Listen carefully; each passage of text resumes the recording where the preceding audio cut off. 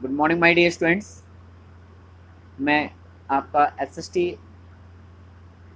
Teacher Shubham Tiwari, Maya Gyanoday Sanskar Academy बिरधा Lalitpur से आप सभी विद्यार्थियों का आज इस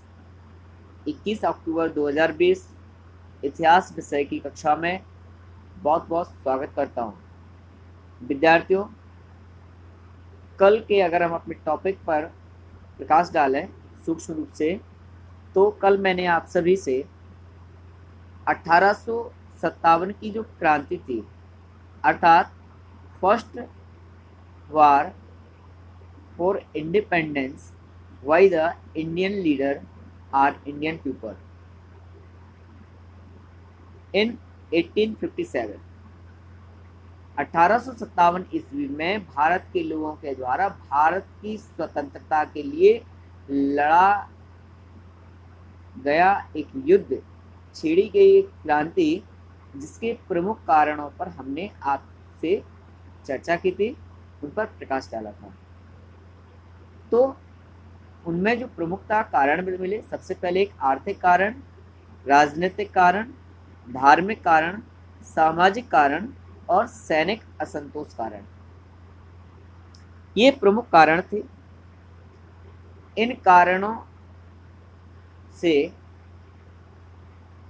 प्रथम स्वतंत्रता संग्राम की नींव रखी गई, विद्रोह हुआ और उस विद्रोह को संपन्न बनाने के लिए, अंग्रेजों के खिलाफ मोर्चा खोलने के लिए, उनसे युद्ध लड़ने के लिए योजना बनाई गई। अब उस योजना को रूपांतरण किस प्रकार से किया गया, किस व्यक्ति को उस युद्ध की, लड़ाई की या क्रांति की प्रमुख बागडोर संभालने का अधिकार सौंपा गया, किन किन जगहों पर इस विद्रोह को छेड़ा गया और वहां पर किन क्रांतिकारियों द्वारा इसमें सहयोग दिया गया और अंत में उसका परिणाम क्या हुआ, इस योजना और परिणाम के बारे में आज हम आप सभी से आज की कक्षा में चर्चा करेंगे। तो आइए जानते हैं कि क्रांति की योजना क्या रही। विद्यार्थियों, क्रांति को सफल बनाने के लिए सबसे पहले तो समस्त राज्यों के राजाओं या उस राज्य के किसी प्रमुख व्यक्तियों, वो भी ऐसे व्यक्ति, ऐसे लोगों को संगठित किया गया जो कि अंग्रेजों के खिलाफ विद्रोह में अपना संपूर्ण योगदान देने के लिए तैयार थे। ऐसे भारत के लोगों को इकट्ठा किया गया जिनके मन में अंग्रेजों के खिलाफ असंतोष व्याप्त था, जिनके मन में अंग्रेजों के विद्रोह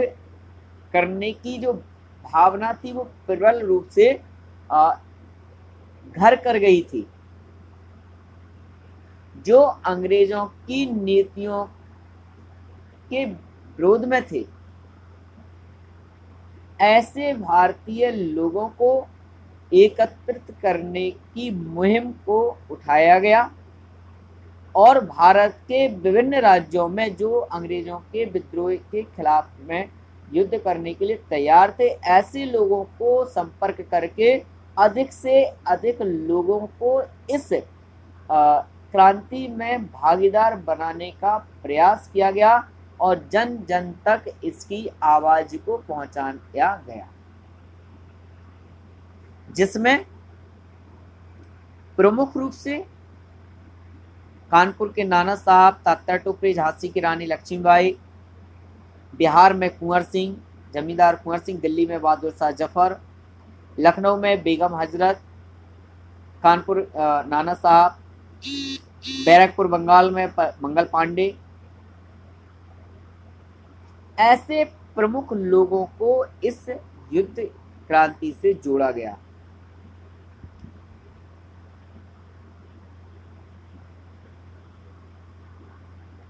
इन सभी को जोड़कर के योजना बनकर के तैयार हुई। इस क्रांति की प्रमुख बागडोर दिल्ली के शासक बहादुर शाह जफर को सौंपी गई और इस क्रांति का जो झंडा बना वो रोटी और कमल के फूल को संदेश वाहक के रूप में, झंडे के रूप में मान्यता प्रदान की गई। 10 मई 1857 को भूमिका बनाई गई और उसमें यह निश्चित किया गया कि संघर्ष की जो तिथि है वो 31 मई 1857 को निश्चित की गई कि इस दिन, इस तारीख को, इस स्थान से हम अपनी क्रांति का बिगुल बजाएंगे। परंतु जब भी किसी प्रकार की योजना को मूर्त रूप दिया जाता है, बनाया जाता है, तो कहीं ना कहीं किसी ना किसी प्रकार से उस संगठन में कुछ परिस्थितियां समय के अनुसार बदल जाती हैं। उन परिस्थितियों के अनुसार कभी कभी हमारी योजना विफल भी हो जाती है। यही कारण 1857 की क्रांति में भी हुआ। विद्यार्थियों, जिस समय, जिस दिन का सुनिश्चित टाइम क्रांति के लिए निश्चित किया गया, उसके कुछ दिन पहले ही इस विद्रोह का शुभारंभ हो गया और इस कारण से अंग्रेजों को इस क्रांति की भनक लग गई। इसके बावजूद भी हमारे समस्त क्रांतिकारियों ने अंग्रेजों की सेना का डट कर के सामना किया, उनसे लड़ाई लड़ी, अपने लोगों के साथ मिलकर एक महान क्रांति को अंजाम देने के लिए अंग्रेजों से लोहा लेते हुए अनेकों क्रांतिकारियों ने अपने जीवन का सर्वस्व बलिदान कर दिया, अपना जीवन भी न्यौछावर कर दिया, जिसमें जिन क्रांतिकारियों ने इस क्रांति को सफल बनाने के लिए अपना योगदान दिया, उसमें कुछ लोगों की जो भूमिका रही,